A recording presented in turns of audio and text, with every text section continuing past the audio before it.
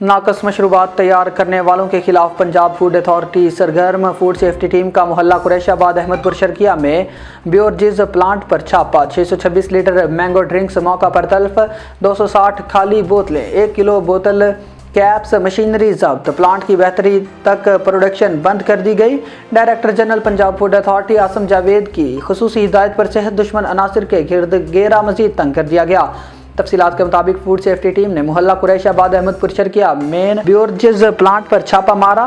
Test کے دوران مشروبات کے سیمپل فیل پائے گئے۔ جوس کی Brix value Punjab Food Authority کے معیار سے کم پائی گئی۔ سامان ضبط کر کے مالک کو بہتری تک کام سے روک دیا گیا۔ اس موقع پر D G food authority Asim Javed کا کہنا تھا کہ صحت دشمن عناصر کے خلاف یکے بعد دیگر کارروائیاں جاری ہیں۔ ان کا مزید کہنا تھا کہ عید سے قبل کارروائیوں کا سلسلہ مزید تیز کر دیا گیا ہے۔